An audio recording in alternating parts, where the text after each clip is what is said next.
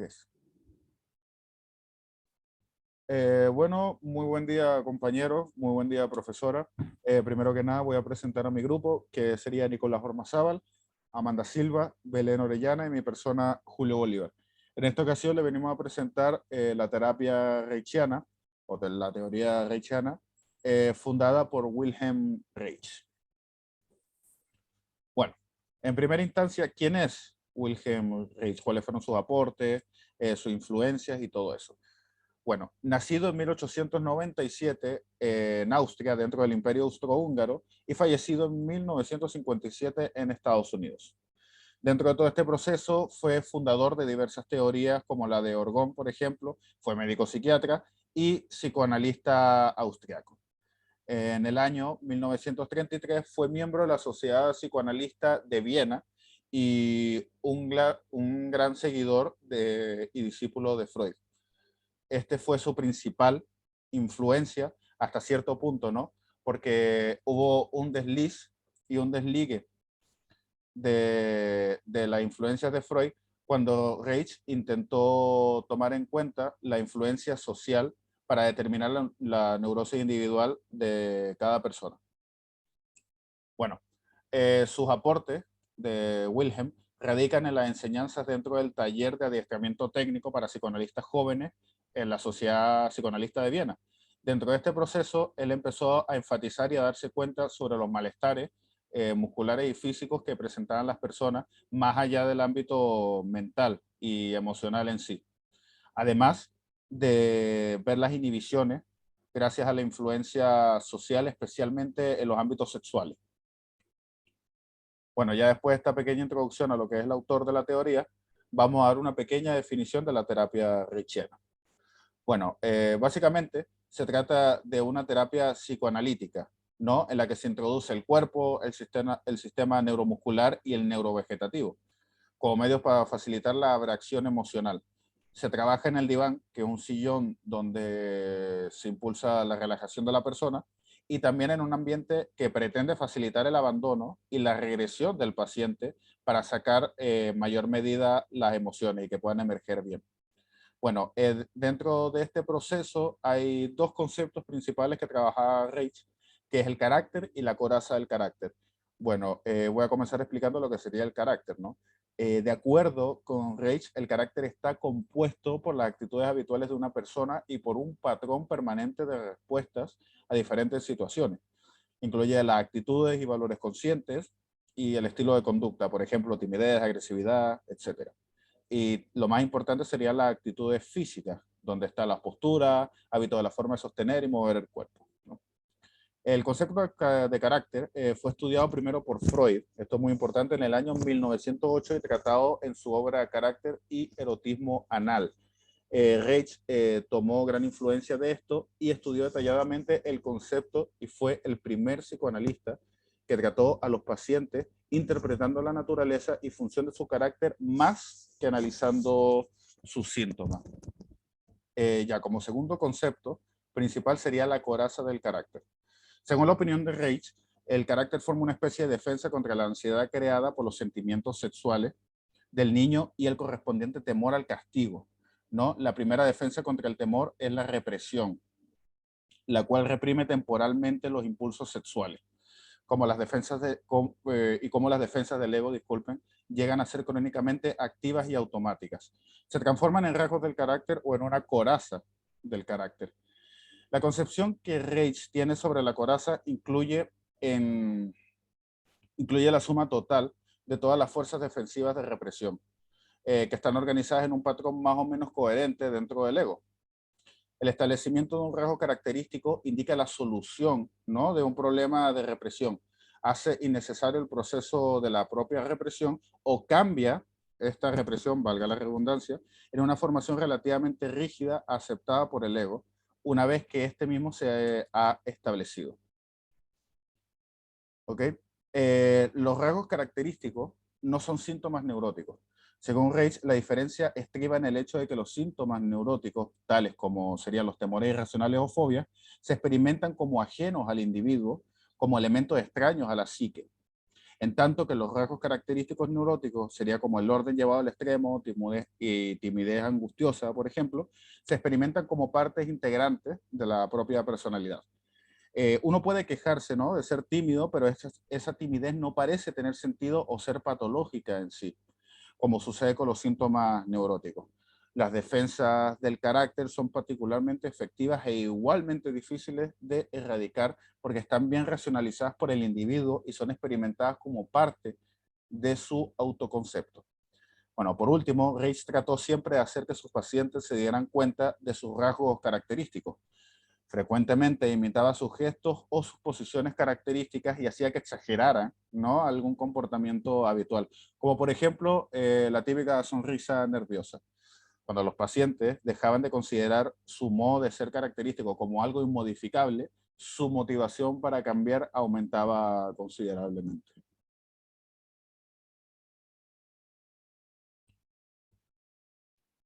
Bueno, ¿qué es la terapia reichiana? La terapia reichiana o psicoterapia corporal reichiana se entiende como un tipo de psicoterapia donde se trata a la mente y el cuerpo del paciente como una unidad única. Se basa en el hecho de que el cuerpo refleja la totalidad de la persona y que hay una unidad funcional entre la mente y el cuerpo. No hay una relación jerárquica entre la mente y el cuerpo, y ambos son aspectos interactivos en el funcionamiento de todo ser humano. Reich usó la teoría de la sexualidad de Freud como base para sus estudios relacionándolos con el bloqueo de sentimientos considerados negativos, lo que señala que el cuerpo tiene una coraza muscular, entendiéndose esta, como dijo mi compañero, como el conjunto de bloqueos y tensiones musculares crónicas que han ido acumulando desde la infancia y que al final han llegado a integrarse completamente con nuestra forma de ser. La coraza está ligada a la estructura caracterial de la persona y a su forma de vivir la realidad. Tiene su raíz en una larga serie de procesos de adaptación a un entorno, con posibles carencias afectivas, aprendizajes forzados, hostilidad, autoritarismo, dejadez, etc. Y tiene efectos que hacen sentir tanto en la mente como en el cuerpo del individuo y se manifiestan a través de síntomas emocionales como la reducción en la capacidad de placer, agresividad contenida, insatisfacción vital, depresión, sentimientos de vacío, ansiedad, etc. Además de síntomas psicosomáticos, como pueden ser las enfermedades cardiovasculares, dolores de espalda, problemas de obesidad, etc. Por lo tanto, esta coraza protege y al mismo tiempo limita el organismo. Reich señalaba que el cuerpo, al desarrollar esta coraza neuromuscular, se contrae en una posición de defensa para evitar que algunos sentimientos no deseados estén presentes en la conciencia.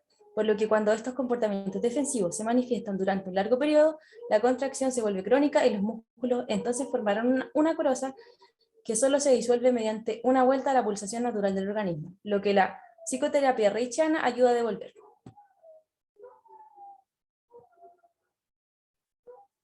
¿Cómo funciona? Se trata de una psicoterapia en la que se introduce un trabajo corporal con el sistema neuromuscular y el sistema nervioso involuntario, el que es llamado sistema nervioso vegetativo, como medio terapéutico. Este trabajo sobre el cuerpo facilita la reactivación de experiencias y recuerdos infantiles que de otro modo quedarían inalcanzables para la labor terapéutica. Así, durante las sesiones se trabaja tanto a nivel emocional con la verbalización de las emociones, como con la interpretación de respuestas corporales y energéticas, es decir, la forma de respirar, de hablar y de moverse. El trabajo psicocorporal se realiza en un diván y a través de la ejecución de actings o movimientos expresivos neuromusculares, cuya finalidad es el desbloqueo de los segmentos de la coraza muscular. La repetición ordenada de los actings a lo largo de las sesiones va estimulando el sistema nervioso vegetativo, facilitando así la expresión directa de las emociones asociadas a las tensiones y bloqueos almacenadas en el cuerpo durante la infancia. Así, se va recuperando el equilibrio psíquico y emocional, junto con ello la autoestima, capacidad de vivir con placer, la capacidad de gestionar su vida y la posibilidad de dar un giro positivo a su propia realidad. Reich y la psicología humanista. Concepción del ser humano. Bueno, uno de los elementos más relevantes de la obra de Reich es su concepción optimista de la naturaleza humana, donde sitúa el origen de las distintas perturbaciones psicológicas en la frustración de las necesidades fundamentales por parte del entorno. Uno de los elementos centrales de la psicología humanista es la oposición a la concepción negativa de la naturaleza del ser humano. donde postulan que la etiología de los diversos trastornos psicológicos radica en el encuentro del organismo y una realidad que frustra sus necesidades fundamentales. Este conflicto entre organismo y entorno es lo que lleva a que el ser humano se vaya organizando de una manera que pueda dar lugar a tendencias destructivas o diversas manifestaciones patológicas. En base a esto, Abraham Maslow señala lo siguiente: el ansia de destrucción, el sadismo, la crueldad, la malicia, etc., parecen hasta ahora no ser la naturaleza intrínseca, sino más bien reacciones violentas contra la frustración de nuestras necesidades intrínsecas, emociones y potencialidades. Carl Rogers, en tanto, considera la salud mental como la progresión normal de la vida y entiende la enfermedad mental, la criminalidad y otros problemas humanos como distorsiones de la tendencia natural. Bueno, en relación a la comprensión de la naturaleza del ser humano, Reich nos presenta un modelo estratificado de los mecanismos de defensa que encubren emociones e impulsos a los que este mismo fue accediendo a partir de su técnica del análisis del carácter. Reich nos plantea que tras estas defensas e impulsos existe un núcleo sano a la base y nos señala lo siguiente: bajo esos mecanismos neuróticos, detrás de esas fantasías e impulsos peligrosos, grotescos e irracionales, descubrió un trozo de naturaleza simple, decente, auténtica. La confirmación de esta idea de que el cuerpo participaba activamente de la inhibición de los impulsos fue a partir de la observación de las maneras a través de las cuales los pacientes de Reich censuraban un sentimiento en particular. Podían hacerlo tanto mentalmente, avergonzándose del llanto y considerando que llorar era una posición autoindulgente, como también podían hacerlo físicamente, apretando la garganta, tensando la boca y el mentón, o subiendo el pecho, y sobre todo impidiendo la exhalación completa. De esta forma es como para Reich la inhibición de la agresión, de la angustia, del placer y de toda emoción intensa estaban regularmente asociadas a un disturbio en la musculatura corporal, en una dirección de aumento del tono espasmo o en la dirección de la reducción del tono flacidez. Esta organización somática fue denominada por Reich como coraza muscular. Y se denomina así porque viene a cumplir un rol defensivo para el individuo, al inhibir impulsos mal tolerados por el entorno. Este sería el correlato corporal de la coraza caracterial, la cual es una organización defensiva a nivel psíquico. El descubrimiento de esta coraza muscular se constituyó en el anclaje somático de la neurosis. Este es el mecanismo a través del cual se reprimen los impulsos. De esta misma forma, Reich afirma lo siguiente: las actitudes musculares y las actitudes de carácter tienen la misma función del mecanismo psíquico. Pueden sustituirse y pueden influenciarse mutuamente. Básicamente no pueden separarse, son equivalentes en su función. Esta visión de la identidad funcional cuerpo-mente es sin dudas uno de los aportes más relevantes de Reich, en cuanto retoma la concepción unitaria del ser humano, la cual estaba presente en las primeras filosofías griegas y orientales. En base a esto se podría sostener que el modelo formulado por Reich es aún más integrativo, debido a que enfatiza en recalcar la participación del entorno inmediato y social en la formación del ser humano, mostrando la conexión e interdependencia de las distintas dimensiones que lo cruzan. Esta mirada reafirma uno de los puntos centrales de la concepción humanista del ser humano, el cual se fundamenta en el holismo, pensamiento que apela a que la realidad está compuesta por un sinfín de totalidades y que se reúnen y organizan en una estructura y funcionamiento, elementos que a su vez son totalidades en menor escala y que también forman parte de totalidades más amplias que las trascienden e incluyen. Visión de salud y enfermedad. Bueno, el quehacer de Reich lo llevó a formular que todo paciente neurótico sufre de cierta forma una alteración o represión de su vida sexual, específicamente de su genitalidad. Y a partir de esta observación retoma la formulación original de Freud, la cual se realizó en 1898, que distinguía la neurosis actual de la psiconeurosis. Y Reich consideraba que esta distinción entre neurosis actual y psiconeurosis no era pertinente, pues toda neurosis, para él, tendría en su base una alteración de la economía sexual, es decir, que la neurosis resultaría de un estancamiento de la libido. A partir de las investigaciones de Reich, él concluye que una vida sexual satisfactoria es indispensable para una duradera salud mental.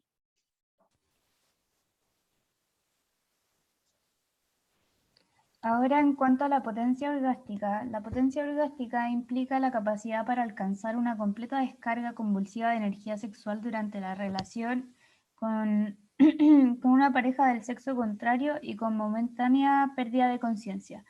De esta manera, la noción de potencia orgástica pasó a ser un criterio de salud mental para Reich y sus seguidores, así como la incapacidad de obtener gratificación se entendió como la esencia de la neurosis.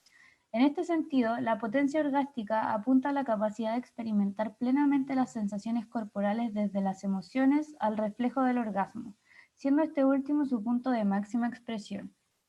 Por otro lado, en cuanto a la autorregulación, esta se constituye como un aporte central de Reich. Se vincula con la noción de autorregulación propia de funcionamiento sano. Reich plantea que todo tratamiento analítico que logra éxito en modificar la estructura de carácter neurótico, transformándola en genital, reemplaza de modo automático la regulación moral por una autorregulación basada en una economía libidinal. Los pacientes que restablecían la potencia orgástica dejaban de regirse por cánones morales rígidos, orientándose desde su propia moral, una moral natural, orientada a la búsqueda de la satisfacción del organismo. Reich, además, señala que pacientes tendientes a la infidelidad comenzaban a manifestar comportamientos morales en el sentido de querer estar solo con una pareja, pero una que las amara y las satisfaciera. Algo similar ocurría también con respecto al trabajo. Quienes, debido a sus perturbaciones neuróticas, no habían trabajado, empezaron a sentir una especial necesidad por algún trabajo vital, en el cual pudieran tener algún interés personal, mientras que quienes tenían un trabajo mecánico se les hacía insoportable. Estos dos ámbitos, la sexualidad, amor y el trabajo, son por tanto dos espacios en que se puede manifestar claramente la autorregulación o la falta de ella, pues el individuo sano, autorregulado, no se adapta a la irracionalidad del mundo e insiste en sus derechos naturales. En cambio, el individuo que tiene una estructura moral parece seguir las rígidas leyes del mundo moral, aunque en realidad solo se adapta externa e internamente se revela. El concepto de autorregulación es tal vez uno de los conceptos más relevantes de la teoría humanista, base de la concepción de salud de este enfoque.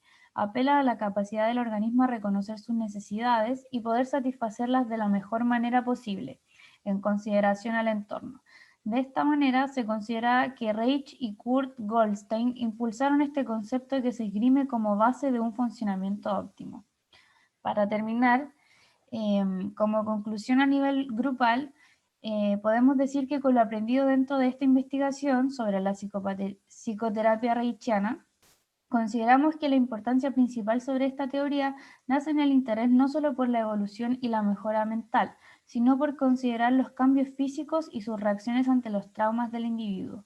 Es decir, se centra en la búsqueda de la solución en las reacciones físicas de la persona con respecto a sus traumas, lo cual va impidiendo avances emocionales. Nos parece además también muy interesante el tratamiento hacia el sistema de defensa muscular, que tiene el cuerpo ante la amenaza de los traumas pasados, y estos se muestran como un tipo de escudo ante los malestares conscientes. Por esta misma razón, consideramos muy importante el tratar estos bloqueos físicos para así llegar a liberar los ámbitos emocionales que se ven coartados por estas reacciones corporales. El cuerpo humano está lleno de detalles, está lleno de detalles y muestras factibles de que reaccionamos en defensa de nuestros traumas y malestares, con conductas y expresiones musculares de rechazo que dan a entender las dificultades por las que pasamos. Tratar este ámbito físico es tan importante como el mental, porque no solo ayudaría a liberar todas las partes de nuestro ser, sino que expandirá también, además, mucho más las fronteras de estudio sobre las anomalías corporales por traumas pasados y malestares conscientes.